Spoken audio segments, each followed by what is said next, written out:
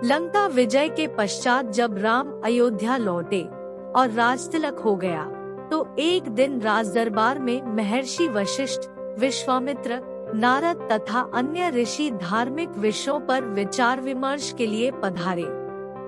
जब उसी प्रकार के विषयों पर चर्चा चल रही थी, तो देवर्षि नारद ने एक प्रश्न उठाया कि नाम और नामी में कौन श्रेष्ठ है।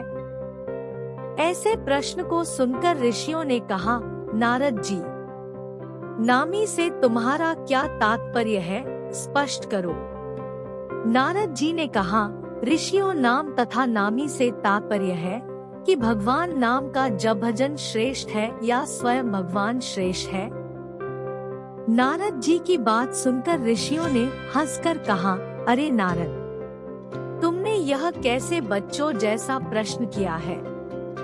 निश्चय ही भगवान श्रेष्ठ है, क्योंकि उन्हीं के नाम का तो जप किया जाता है। नारद ने कहा, नहीं, आपकी यह धारणा ठीक नहीं है। मेरे विचार से भगवान से बढ़कर उनका नाम है।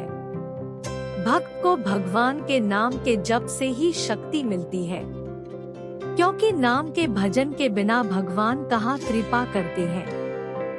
पर यह बात सबने आसानी से स्वीकार नहीं की, तो नारद ने कहा, अपने मत की प्रतिष्ठा के लिए मैं इसे उचित समय पर प्रमाणित करूंगा। इसके कुछ देर बाद राजदरबार स्थगित हो गया। हनुमान उस दिन दरबार में उपस्थित नहीं थे, इसलिए हनुमान को इस विवाद के बारे में कुछ नहीं पता था। दूसरे दिन राजदरबार लगने से पहले नारद ने हनुमान को बुलाया और कहा, हनुमान, राजदरबार में जाने पर तुम श्री राम तथा उपस्थित ऋषियों को विनय पूर्वक प्रणाम करना, पर विश्वामित्र को प्रणाम मत करना।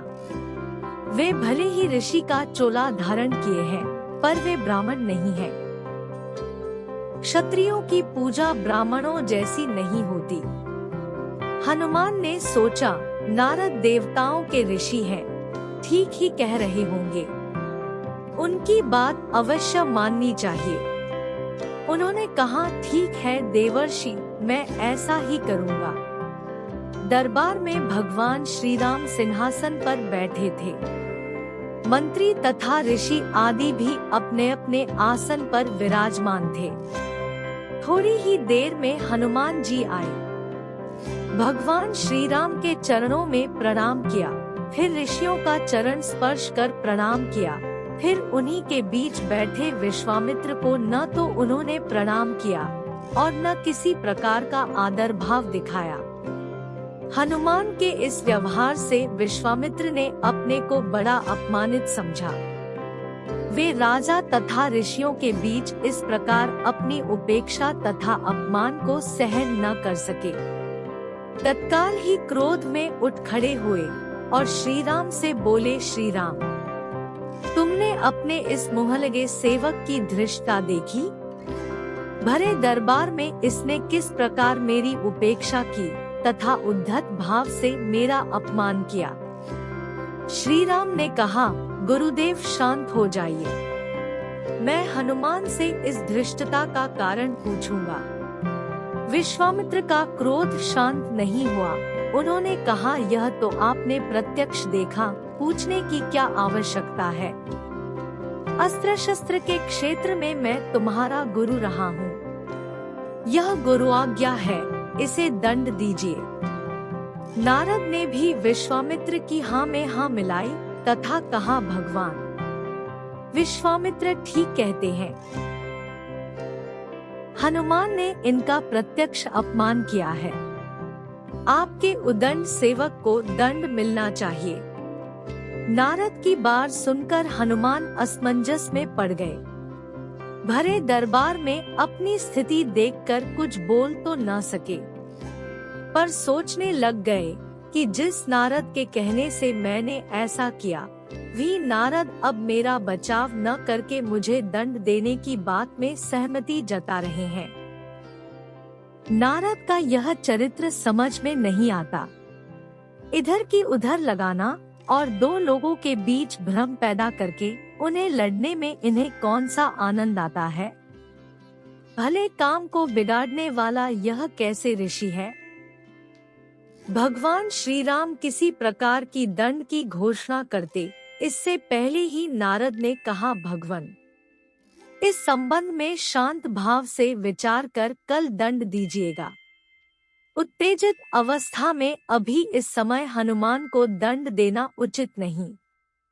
सबने इस सुझाव को स्वीकार किया और सभा स्थगित हो गई।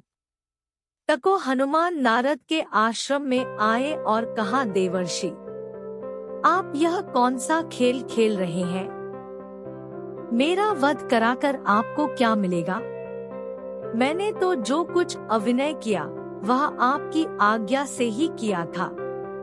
नारद ने हंस कर कहा, हनुमान निराश मत हो, चिंता मत करो।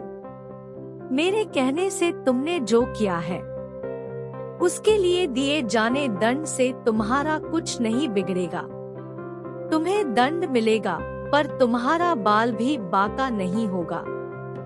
मैं जैसा कहता हूँ बस वैसा ही कल करना।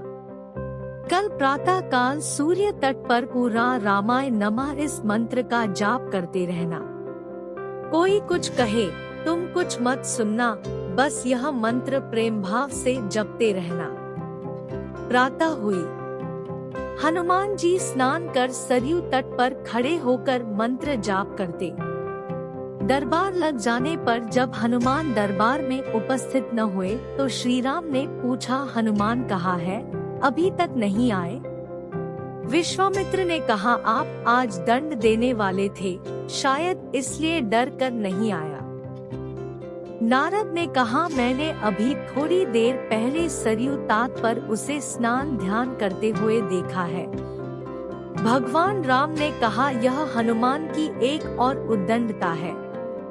हम स्वयं तट पर जाकर वहीं हनुमान को दंडित करेंगे। राम विश्वामित्र ऋषियों तथा मंत्रियों के साथ सरयू तट पर हनुमान को दंड देने के लिए पधारे। श्री राम अपने भक्त को बार बार करुणा भरी दृष्टि से देखते तथा सोचते कि अपने दुर्दिन के साथी ऐसे परम भक्त पर कैसे बाण चलाए। उधर गुरु विश्वामित्र के कोप का डर भी उन्हें सता रहा था। गुरु की मर्यादा की रक्षा के लिए उन्होंने हनुमान को दंड देने का निश्चय किया। श्री राम ने धनुष पर बाण चढ़ाए और हनुमान को लक्ष्य बनाकर बाण छोड़ दिए। अरे यह क्या? बाण तो हनुमान जी के शरीर से कुछ दूरी पहले ही रुक गया। राम बाण पर बाण मारते रहे पर एक भी बाण हनुमान के शरीर को नहीं छुआ। उधर हनुमान राम के बाणों के प्रहार से निश्चित नारद के बताए मंत्र का जप करते रहे। वह मंत्र जैसे हनुमान का कवच बन गया। यह देखकर श्री राम को बड़ा आश्चर्य हुआ। हनुमान में यह कैसी शक्ति आ गई है? उनके दंड का प्रयास व्यर्थ हो रहा था। विश्वामित्र को लग रहा था कि राम अपने भक्त को बचाने के लिए जानबूझकर इस तरह बाण चला रहे हैं कि उनको चोट न पहुँचे। अपनी इस असफलता से विचलित होकर राम ने ब्रह्मास्त्र उठा लिया। राम ने ब्रह्मास्त्र हाथ में लिया तो हाहाकार मच गया। नारद ने कहा, ऋषिवर विश्वामित्र, हनुमान के अपराध को क्षमा करें। अगर राम का ब्रह्मास्त्र छूट गया तो सिर्फ हनुमान ही नहीं मरेंगे बल्कि सारे लोक में प्रलय मच जाएगा। ब्रह्मास्त्र से निकली ज्वाला देखकर विश्वामित्र भी डर गए। उन्होंने राम को रोकते हुए कहा, राम ब्रह्मास्त्र को वापस तूणीर में रखिए। हनुमान के अभिनय को मैंने क्षमा किया। इतना सुनते ही हनुमान को जैसे जीवन दान मिला। राम को धर्म संकट से मुक्ति मिली। सब लोग प्रसन्न हुए। हनुमान ने आकर विश्वामित्र से क्षमा मांगी और नारद जी की ओर देखा। नारद ने हंस कर कहा, प्रभु इसका कारण मैं हूँ। मैंने कहा था ना, भगवान से बढ़कर भगवान का नामस्मरण श्रेष्ठ है। उसे प्रत्यक्ष सिद्ध कर दिया। हनुमान ने इष्ट देव भगवान राम के नाम के बीज मंत्र से भगवान की शक्ति क्षीण कर दी। जिस प्रभु के नाम का जप होता है वह प्रभु अपने नाम जाप की शक्ति के आगे शक्तिहीन हो जाते हैं। इसलिए कहता हूँ कि नामी से नाम बड़ा। यह कहकर नारद देवलोक को चले गए।